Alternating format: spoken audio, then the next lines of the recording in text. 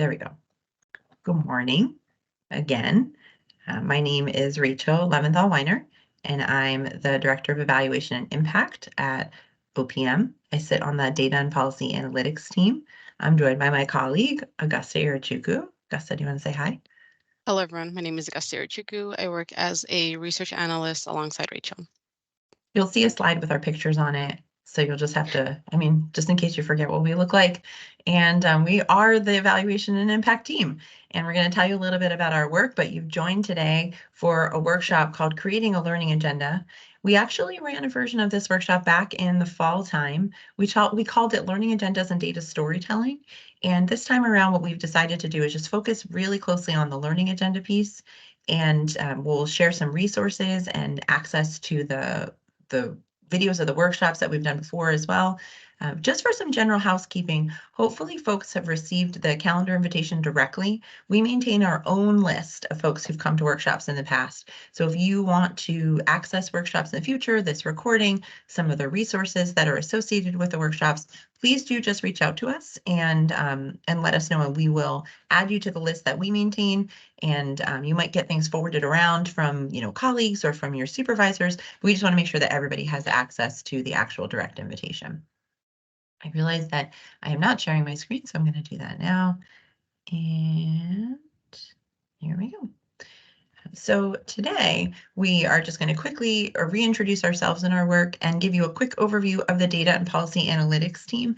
If I look at who's in attendance today, I recognize some return attendees, but not everyone is known to us, which just means that you might not know what else we do at OPM on our team. And then we're going to tell you about some learning, about the concept of the learning agenda and how to get started with making a learning agenda, either for your specific work, for your team or bureau divisions work, for your whole agency's work. And this is a really awesome and scalable concept to make the idea of doing data-informed work really accessible to folks who are brand new or to folks who are very experienced. It just is a way of really bringing forward questions that help drive the strategy and the order of the work that you do.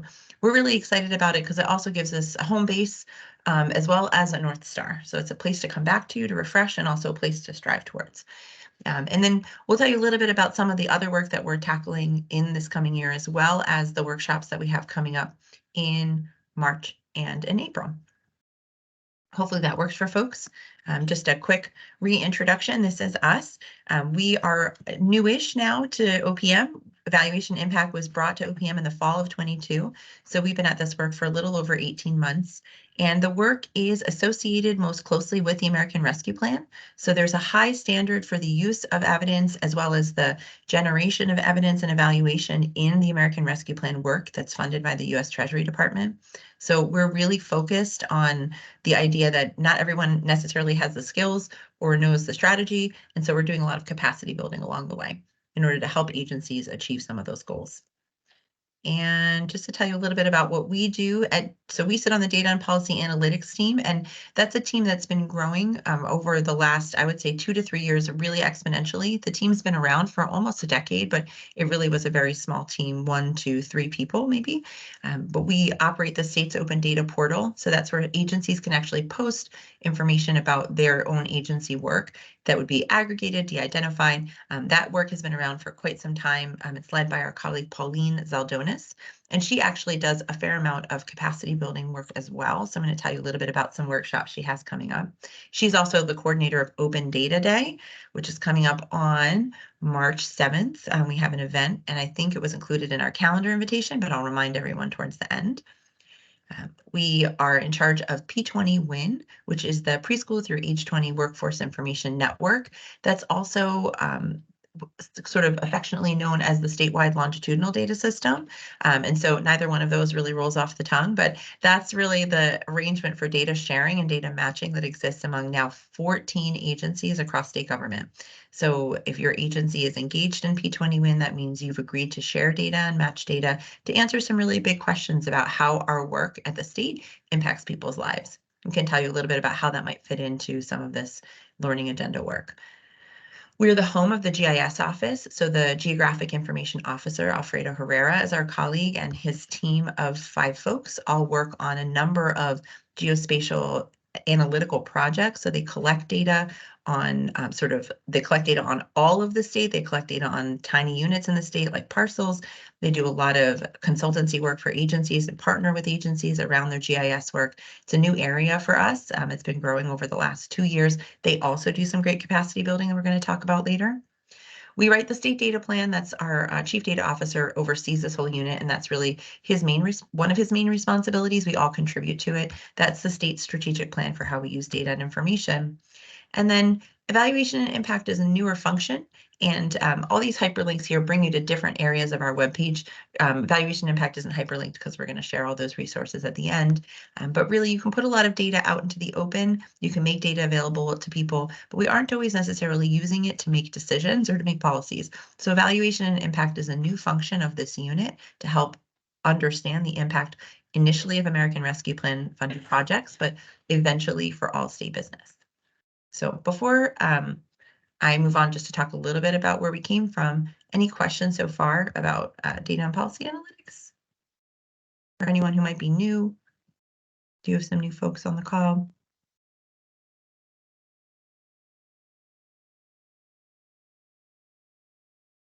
Seeing none. Right. So we grew out of the investment that the U.S. Treasury Department made in states and municipalities going back to 2021. This was pandemic recovery funding, and nearly every agency in state government has a relationship with a federal funder where they also received other pandemic funding. These funds came from the Treasury Department to the state, and OPM has been the distributor and sort of the aggregator of all the reporting data back to Treasury. There's this new function the U.S. Treasury Department built on the Evidence-Based Policymaking Act of 2019, and that meant that we were supposed to use evidence to make the decision about how to spend the funds, and we were also supposed to evaluate the impact. So this to us is a really great opportunity to improve data culture at the state. So this is the area where we've focused on, our unit has focused on, and there's 3 areas of our work. We focus on transparency. So we actually produced a pretty major dashboard that's been shared around state government. It's updated as of the last quarterly reporting to Treasury, brings together project descriptions around all of the ARPA funded projects, as well as up-to-date spending as is possible on a quarterly basis. And that's available. We can share that link with folks. Actually, Augusta, maybe that's something we want to put in the chat if you have a chance to just drop that in for folks to see. We're working on linking up folks with evaluation resources, so helping folks decide how to evaluate their programs. And then the third arm is the capacity building. So we're really excited about the capacity building work that we did last year. So we did a lot of work around building a data culture, strengthening data literacy, creating learning agendas. And this year we're shifting gears. We're starting with learning agendas again, just to help folks think about the questions they might have about their work. But we're also going to shift gears and talk about data analysis, data visualization, and about evaluation broadly writ. So we can start to build some of those skills and knowledge as well. So next month, our workshop is called Evaluation 101. And that's just a chance for us to discuss the different types of evaluation that you could undertake, as well as the ways you should be thinking about evaluation, how it can inform the work as you start from making the program rules to administering the program, to sort of thinking about the program retrospectively. And then in April, we have a workshop called Data Visualization Using Free and Advanced Tools. And in that one, we're going to be talking a little bit about how to take the questions from your learning agenda and think about different analytical techniques or tools that you could use to actually tackle them. But all of these workshops, evaluation, data analysis, are all rooted in having a question that you're interested in answering. And so we come back to this learning agenda concept because learning agendas are about questions. So one of the reasons why our work is really important for agencies is it allows you to develop sort of the information you need to answer questions from legislators, senior leadership, and the public about the work, especially the ARPA funded work. Evaluation and impact data should help you make decisions about your work that's grounded in some kind of evidence and understand the impact. And right now we're in this very, very sort of active sustainability discussion and scalability discussion, since it's the appropriations hearings time right now, where people are thinking a little bit about these one-time funds and when they may end or sunset and what will happen to some of the programs that we've stood up as a result of those funds. So we just want you to keep thinking about the ways evaluation and impact can actually help your agency sustain and scale its work. And when we think a little bit more specifically about some of these things you're able to do with evaluation and impact data, there are things like, understanding the day-to-day, the sort of who, what, where, when, why of your work, to think about different ways or methods that might inform policies, both proactively and reactively, and understanding the impact of the work and providing evidence of sustainability and scalability is really our goal here. This is something that we don't always do as sort of a natural function of government. We often fund projects year over year in the same way that we always have. So we're really interested in helping agencies kind of go deep and understand what's having an impact, what's making a difference, and how can we scale that so that we can serve everyone in that population or region or group as effectively as we have in perhaps our pilot. And the other thing just to think about is that the data stories that you ultimately want to tell come from really great evaluation work, and great evaluation work starts with a learning agenda. So I'm going to pause for a second before I dive into this concept. Any questions so far about either what our unit does, what data and policy analytics does, where all of the evaluation impact work came from? For those who've been with us on this journey, thank you for listening to that spiel many, many times. Because we just never know who's going to join us. So we want to make sure that we provide a lot of context for where the work comes from and where it's going. So I'll pause for a sec. Any questions, reactions, thoughts? If you haven't had a chance to introduce yourself in the chat, that's also super helpful for your colleagues. Thank you to Augusta for putting the link in the chat to the dashboard. We shared that back at our kickoff in the fall, but we've made some upgrades to it. So, I think we might have shared it even in our January kickoff.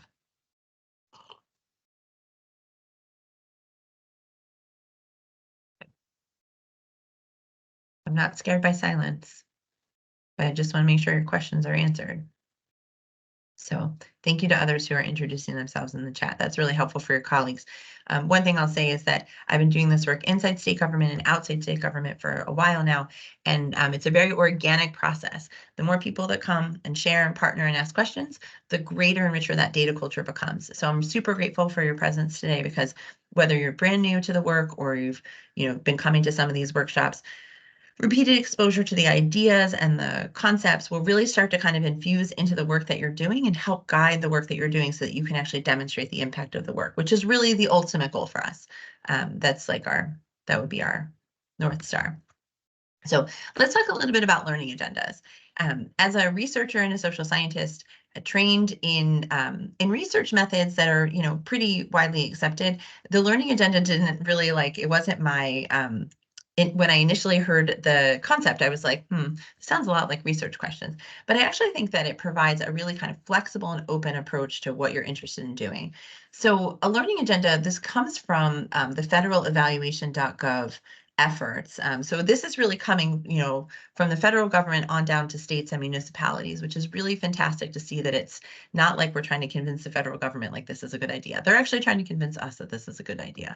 So a learning agenda is a plan for answering some of the key questions that you might have about your work, the things you've always wondered about, the things that you should probably know, sort of like the bread and butter facts, like how many people you serve, what's the change over time, what does your program look like this year versus last year, this month versus last month, are we serving people equitably?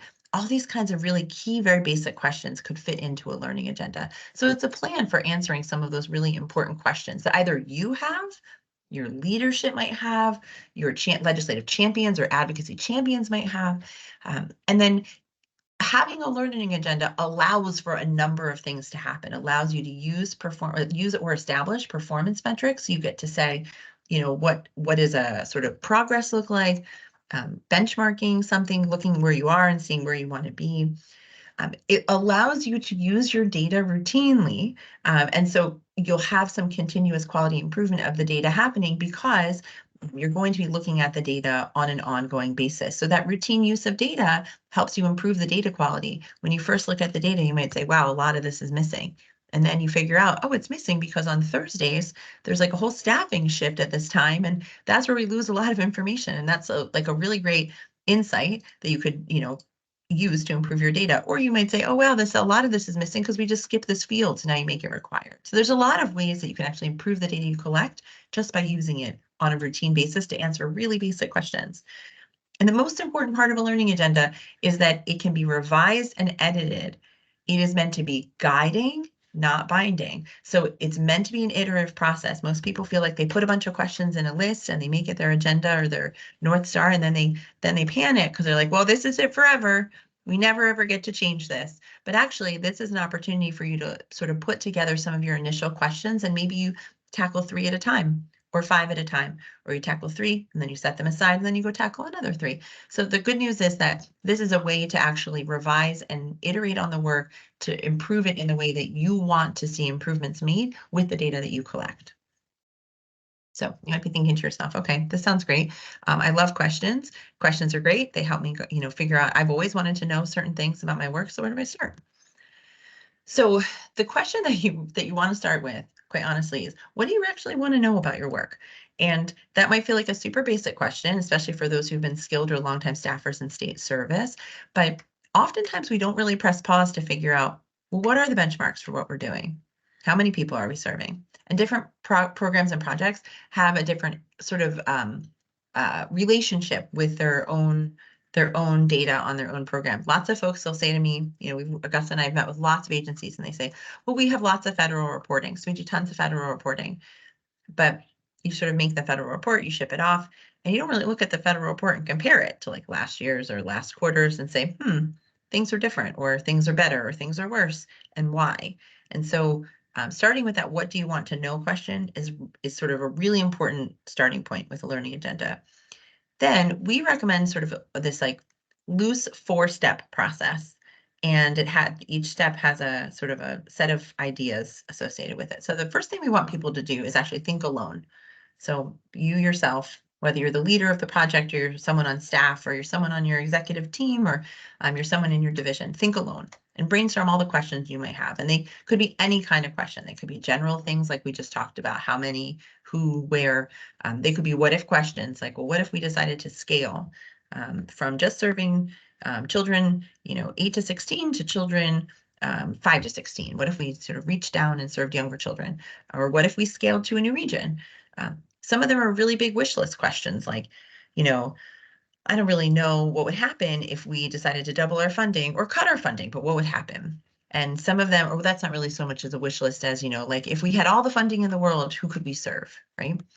And then the most important question, which is really the question a lot of American Rescue Plan projects face, is, did it matter? What difference did this work make in the lives of the people that we serve, and how can we do it better? So when you think alone, there's a couple things that happen. You don't have the pressure of the people around you in a meeting, everyone kind of working together. If you've ever done an exercise where you write things on Post-it notes or on a virtual Jamboard, or you have homework where you have to bring to the meeting, there can be a lot of insecurities that might be rolled up in. Maybe my questions aren't that great. Maybe they're too basic. Maybe they're too big. And really no question is off the table in this case.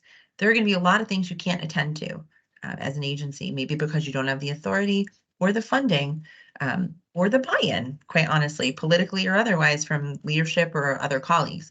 It's still worth writing them down because there are questions you might have about the work. And when you're thinking alone, you get to have all the questions you want.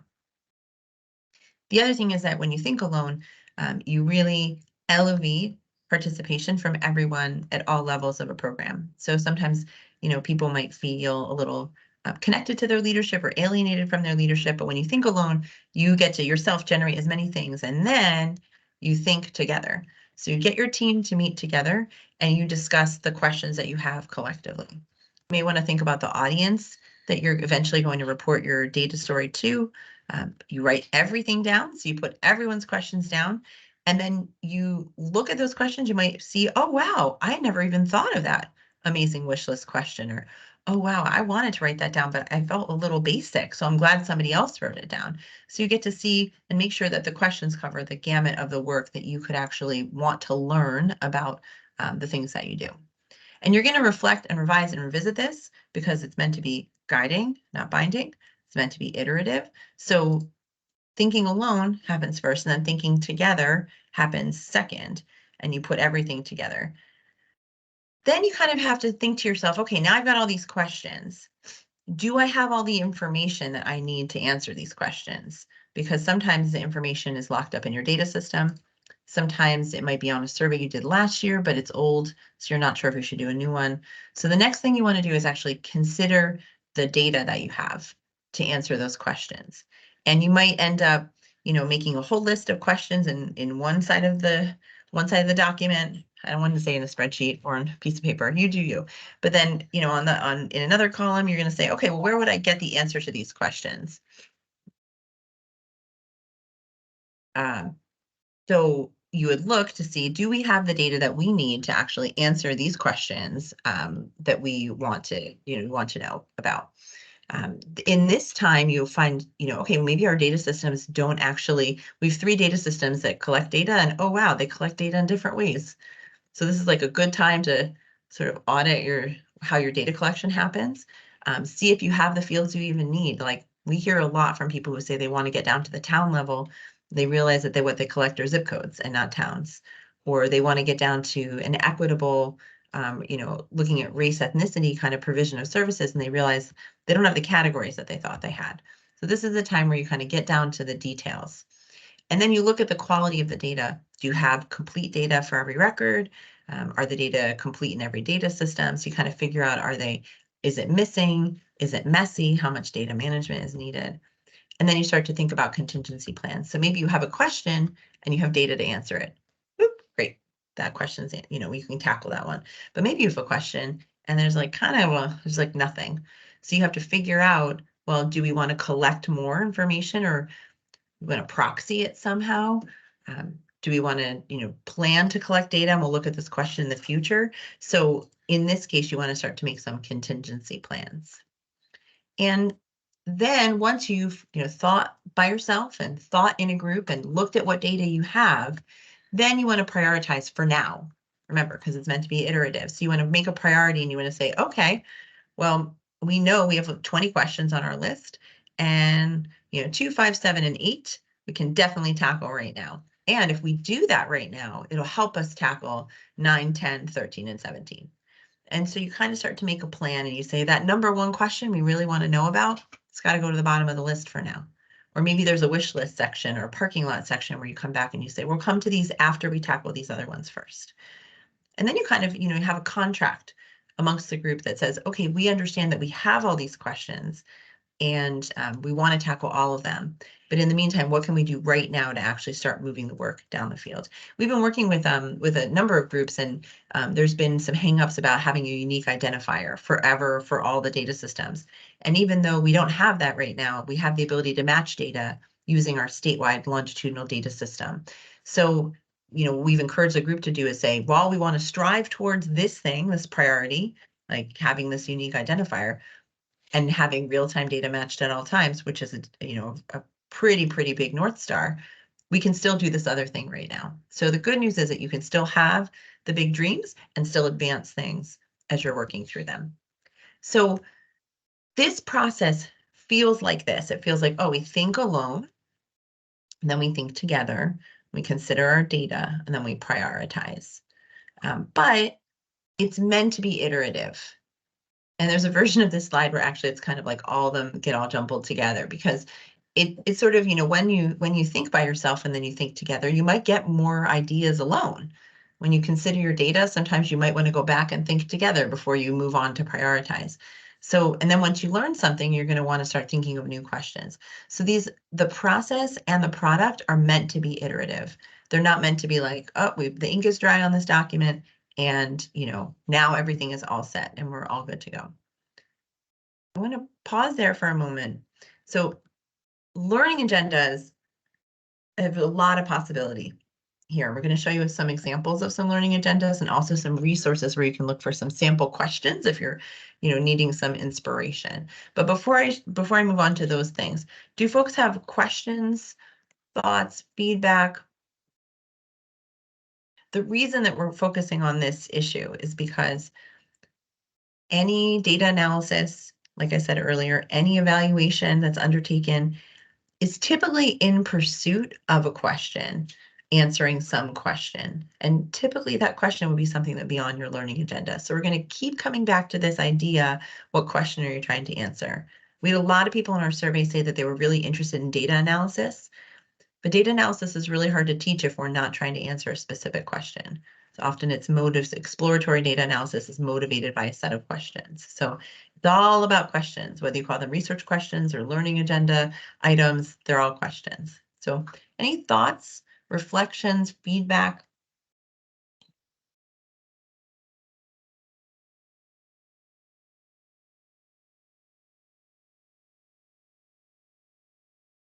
My coffee's getting cold. Okay. You get it. You're really excited about learning agendas. You like can't even come up with your questions. I feel like you're saving all your questions for your learning agendas. That's okay. Okay. So why do you need them? Like I said earlier, learning agendas, like evaluation and impact work, help you do all these things. So maybe the questions in your learning agenda might be the same questions that you get from legislators, senior leadership, and the public. Maybe the questions that you have on your learning agenda will help you make decisions about your work. And maybe the questions in your learning agenda help you understand the impact of your work or help you provide the evidence needed to sustain and scale your work. Do you see a pattern? Having questions helps you do all of these things because you're constantly trying to answer them. And so here's some sample learning agendas. Actually, P20Win, this is our statewide longitudinal data system, and they are in the process of using this same method with all of their members, including their executive leadership, to redo their learning agenda. So it will look a little different. They actually are focusing on some different issue areas. But for the P20Win, the statewide longitudinal data system, they're interested in questions that relate to these topic areas: college and career success, student readiness, and the others that are listed here. And so when they actually have to prioritize which data requests they receive or what research projects to pursue, you don't have to read all this text, you can read it later, but this is something that's like a sample research agenda or learning agenda that helps them just kind of say, okay, here are our priorities. And here's our learning agenda for evaluation and impact. So these are pretty big bucket questions. Who's being served and supported by these projects? How is the work connected across state agencies? How can we incorporate evidence into policymaking that we continue to measure? What have we learned about the impact of the work? And which work should be scaled and supported by the general fund when the funding concludes? So our learning agenda is really broadly written. You don't see any very super duper specific questions about like, well, did we grow this over this year? Or what very specifically about this specific focus area? So it kind of leaves a really big field on which to play and work through all of these questions. It doesn't really sort of pigeonhole us into any one specific thing. And the other thing that's super great is that learning agendas will help you tell great data stories because they help you find that question, answering that question, then that data, it becomes your narrative that you actually start to build your data story around. The other, so getting started, I want to jump ahead for 1 second. The other resource I want to point you in the direction of, so evaluation.gov, which is the federal effort, actually has a learning agenda questions dashboard. So all of the federal agencies have created learning agendas. You can see some of them listed here in the bubbles, in the bubble charts that you see in the middle in green. So the Department of Justice and Labor and Housing and Urban Development, Education, they've all actually logged their own learning agendas. So you can go and take a look at them. They're part of all the strategic planning the agencies have to do. And they have the link here I'll share after today's workshop. They actually have all of the questions that folks have logged, and you can actually it's a dashboard of questions, which is wild. So if you're lacking creativity or inspiration, and you're also worried that maybe your questions are too basic, don't panic. You can go and take a look at what other people have actually created, and you might say, wow, I want to know that too, or I want to know that, but in a different kind of context. So there's sort of no question that's too basic and no question that's too big that could fit into a learning agenda. And sometimes it helps to see examples. So the federal agencies have created their own, and this evaluation.gov has dashboardified all their questions. So it's a pretty meta exploration, but I think it's a really good starting point for folks who are just new to this work and haven't really tried this before. So you might be thinking, okay, so how do I get started? So here are the steps that we just discussed and some guiding questions. But we actually also have a document, and I can display that in a second. When we did this in the fall, we created the document around these 4 areas, and we invited folks to come in teams to a set of working sessions. I don't know if anyone is on the call today who attended those working sessions, who might have either updates about their work or feedback about how the workshops helped sort of kickstart some of this for their own work. But the good news is that you have resources either in this group or at least a resource document to get you started in this whole process. And one of the other things that our team can do is actually partner directly and lead you through this workshop as well. So we're doing this right now with the P20 Win arrangement with all 14 agencies to work through the questions they have and figure out what's going to go in their new learning agenda. So we're available to also work with either your project team, your bureau or division, your leadership team, your whole agency, if that's really more applicable, to think about your learning agenda. But we distilled it down to these 4 steps so that folks have a place to really start. And sometimes this thinking alone and thinking together is a lot of effort. That's before you even start to figure out what data you have. So I can display that that resource sheet in just a second. But for anyone on the call, I don't know if you feel brave and want to just share feedback about the working sessions, that'd be super helpful for your colleagues. And no pressure if you started them and now you're feeling like, oh no, we did those back in October and we haven't done anything with them since then. That's okay too. You already got the work started. But any thoughts or feedback about these steps, questions about how you might get started?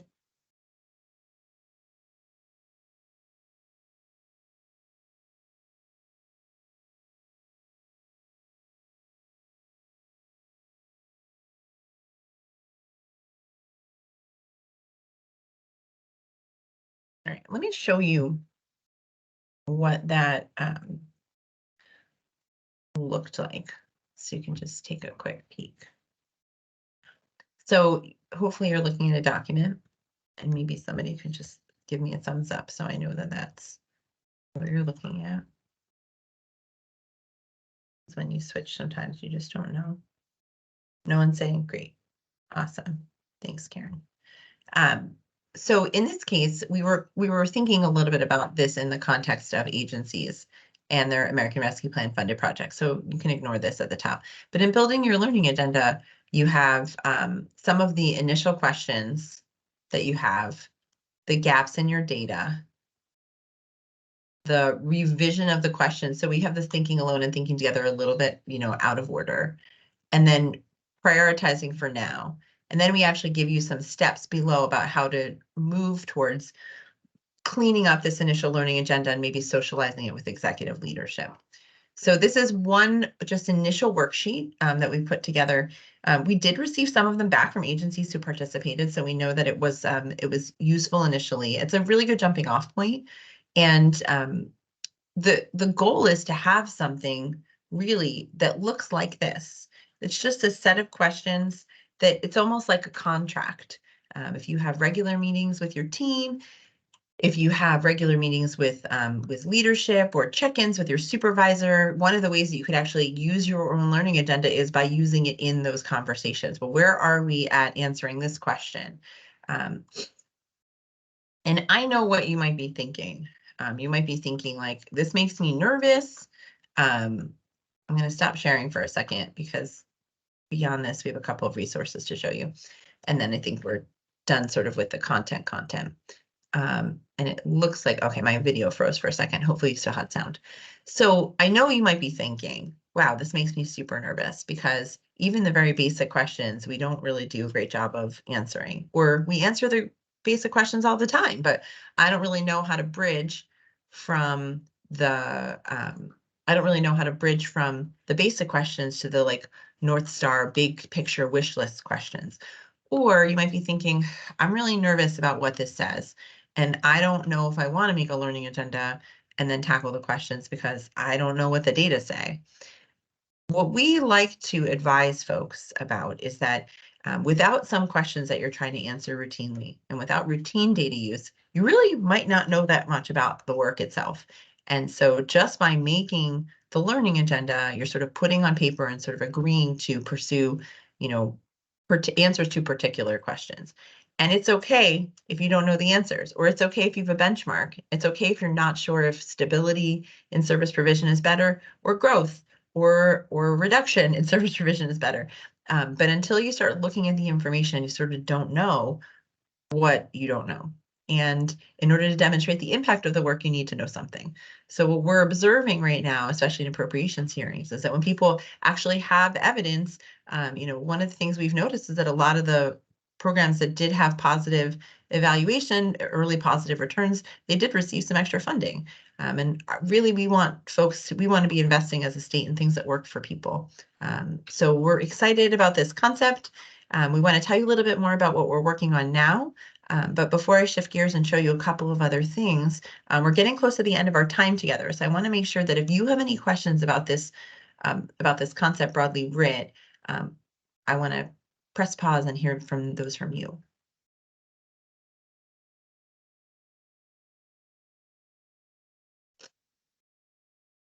The best part about our workshops, whew, I don't know why I decided to go to the very beginning. The best part about our workshops is that we like to schedule them for 45 minutes. So we don't want, I'm going to give you back some time, and wanted to just pause here. So we're still working on a few things as our team. We're very focused right now on establishing partnerships with applied researchers and evaluators. So back in the fall, I think we told you a little bit about some of the road shows we've done. We met with all of College of Liberal Arts and Sciences at UConn, as well as the Tobin Center for Social Policy at Yale.